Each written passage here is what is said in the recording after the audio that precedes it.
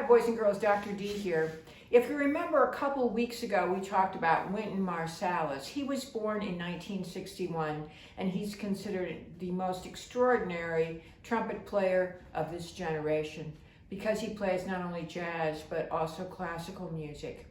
I want to talk about a predecessor of Wynton Marsalis, a very, very famous jazz trumpet player named Miles Davis. Miles Davis was born, perhaps you could consider 2 generations before Wynton Marsalis, in 1926. Not only was Miles Davis a great trumpet player, he was also a band leader and composer.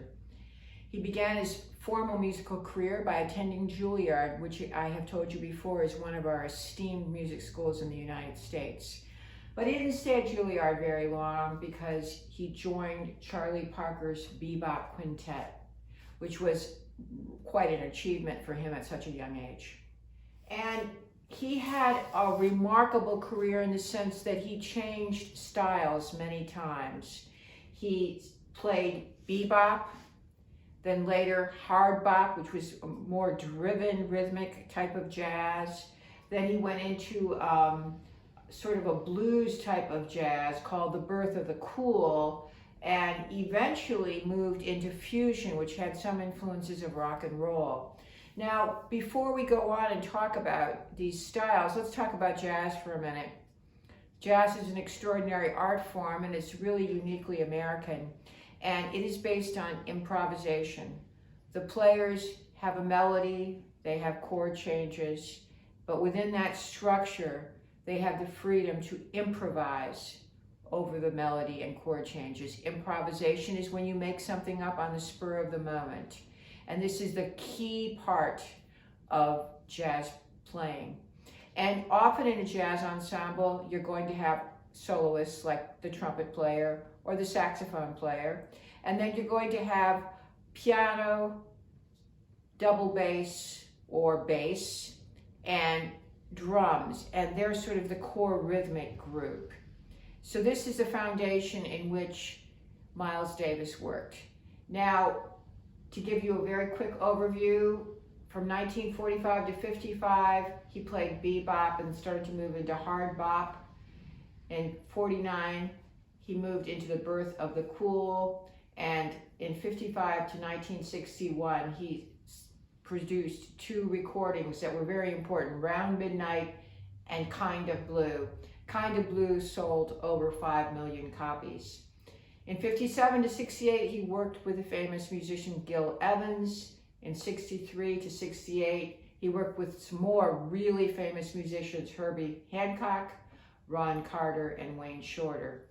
And in 1968 to 75, he went into fusion, where he was really experimenting and somewhat avant-garde with mixing jazz with other styles of music. In 1982, there was a very famous album called We Want Miles, and that was a return to some of his favorite styles and successful pieces.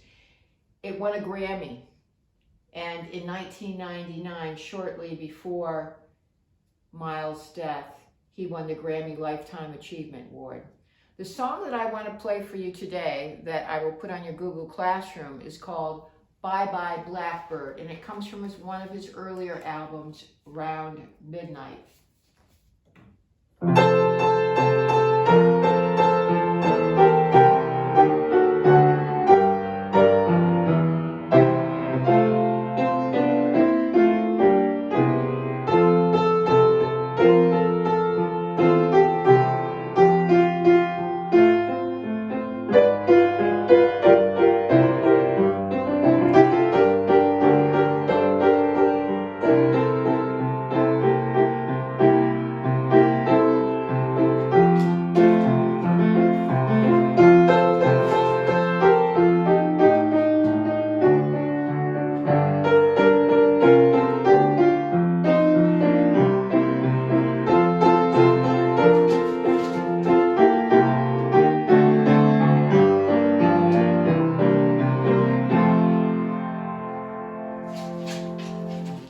When you listen to the YouTube performance of Bye Bye Blackbird, you will hear the melody in the beginning, as is customary in jazz, But then you'll hear all these amazing improvisations, and you'll hear the other musicians take solos. Boys and girls, another great jazz musician, John Coltrane. John Coltrane was a famous saxophone player and composer, and he is connected to Miles Davis because he apprenticed with Miles Davis for 5 years, and from Miles Davis he became famous. But let's talk about John Coltrane's earlier life first. He grew up in a small town in North Carolina, and both his grandfather and father were preachers. So he had a very strong sense of religious background.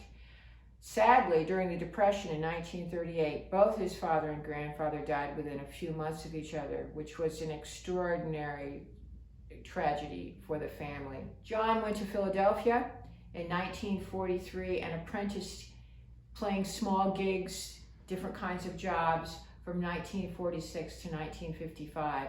And as I mentioned earlier, that's when he connected with Miles Davis and worked with Miles until 1959. He became renowned, nationally renowned, by working with Miles Davis. He also, in the summer of 1957, worked with another extraordinary musician, Thelonious Monk, an amazing pianist. And from Thelonious Monk, he got the sense of modal harmonies. Now, that's a rather sophisticated concept, but it has to do with the harmony that you're using when you're playing. 1960 was one of his famous albums, Giant Steps. 1961, Favorite Things, which is a song that I'm going to play for you in a few minutes. And he paired with McCoy Tyner, a very famous pianist, on that album. That album was a huge success. In 1961, he also had the album Lush Life. During his time with Impulse between 1961 and 67, he produced the album A Love Supreme. Sadly, John Coltrane died quite young from liver cancer. Shortly before he died, he wrote this, quote, "I know there are bad forces, forces that bring suffering to others and misery to the world. I want to be the opposite force. I want to be the force which is truly for good." In 1997, he won the Grammy Lifetime Award, so that was posthumous. He had already passed. And in 2007, he received a Pulitzer Prize, again posthumously, for his lifetime of innovation and influential work. I'd like to play for you Favorite Things, which comes from The Sound of Music. Many of you will know this song. This was in his album published in 1961 with McCoy Tyner. And again, when you hear him play, you'll hear the melody to My Favorite Things, as you typically do in a jazz work, and then you'll hear all kinds of improvisations based on those chords.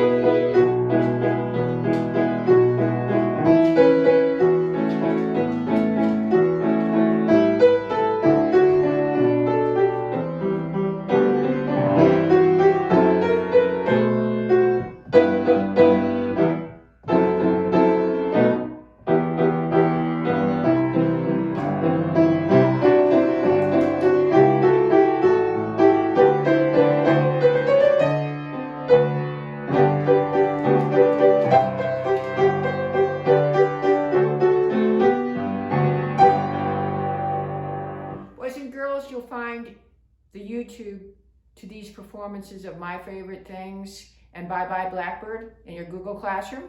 Until I see you next week, I hope you have a happy Valentine and President's Day. Bye-bye.